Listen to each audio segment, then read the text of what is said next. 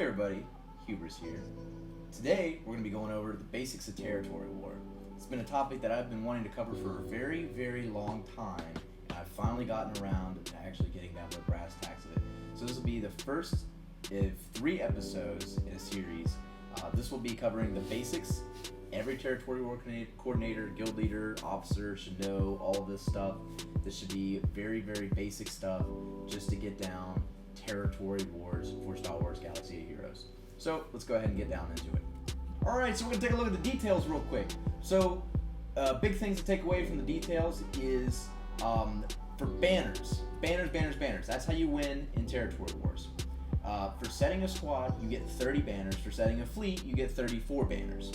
For each offensive victory, there's a couple different metrics that you have to hit, but in the grand scheme of things, the max that you can get from each offensive victory is 20 points. So you can get a successful attack with a first attempt victory and either 5 surviving units or 4 surviving units, unused slot, etc., etc.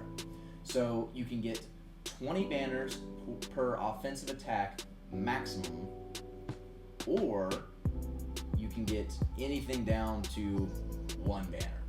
Where it offsets itself, though, from the 20 banners versus the 30 or 34 banners, is you get 450 banners for each conquered territory. If you want to do the really quick math, let's assume 20 squads per territory. Up here in the top corner, you're going to see 8,500 for max attack value and 6,160 down below it for max defense value. So that's the max banners that you can get, assuming 20 squads / fleets per territory. Alright, so there are different tiers for rewards that you have to pay attention to as a guild leader or as a territory war coordinator.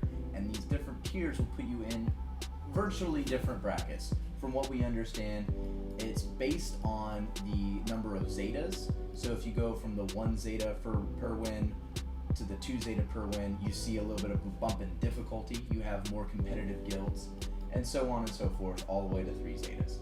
So you will see a little bit of an increase in difficulty as time goes on. So if you're wondering why your territory wars are more difficult, it might be because you have a lot of GP and you aren't treating territory wars as seriously as you should be. So that's definitely something to take in mind, even for the basics.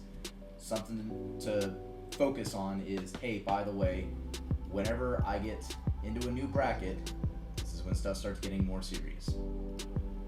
Okay, so here we have the map, and right now, currently we're in a preview phase, but you go into first 24 hours of the preview phase, then 24 hours called the setup phase, which is where you set your defense, and then 24 hours for the attack phase. During the setup phase, you will be required as a guild to fill all the blue territories. You don't have to fill all of them, but it is highly, highly recommended that you fill all of the blue territories. You're putting yourself at a disadvantage if you do not fill all the blue territories. For the purposes of this video, as well as the next couple videos, which I encourage you to watch in order. So these territories are commonly referred to as T1, T2, T3, T4, B1, B2, B3, and B4. These territories up here, where the fleets go, are called F1 and F2. Alright, so we're going to go over a little bit of a basic defense strategy for anybody. Alright, so we're going to go over a basic defense strategy for any possible guild, casual, competitive, it doesn't matter. You're probably going to follow this very vanilla basic scheme to a certain degree. So what we have here is we have essentially a front line in T1 and B1, and then everything else behind it has to be occupied. You have to occupy the territory in front of it to get to the next one. So if you want to take down T1, you get T2. If you take down T2, you get F1 and T3, if that makes sense. So knowing that, you want to put your best possible teams, let's say that again, the best possible teams in T1 and B1, the front 2 territories, followed by your next best teams in T2 and B2, T3 should be a higher priority territory than any of these others, and these other territories can be treated as, you know what, we're just going to fill them to get the banners. F1 and F2 are varied based on your guild, but F1 should be the better ships, and F2 should be the weaker ships. So we'll go over a little bit of a basic attack strategy as well. What a lot of guilds struggle with in the beginning is making sure that you are focused on a single territory. So what I recommend to any officer that's in charge of territory wars or the guild leader is block off both of the front territories, T1 and B1, whenever you go into attacks. That way you can look at the territories, discuss with your players which one would be the best one to go for, and then proceed that way. It all depends on your guild's roster. If you have really good ships, then I recommend going up top. If you don't have that great of ships, then I recommend going through the bottom. It also depends on what they're showing as well. A little bit of a mind game goes on, but we'll cover that in further episodes of the random strategies and, you know, tips and tricks that we have learned in the more advanced and master stages. So the big thing about attacking as well as defending is efficiency. Whenever we talk about efficiency in these next videos, we're talking about your ability to get the maximum amount of banners, or on defense, would survive the maximum amount of attacks per squad. So efficiency, attacking wise, you want to be very careful when you attack. What I tell my players is you want to attack confidently, you want to be patient.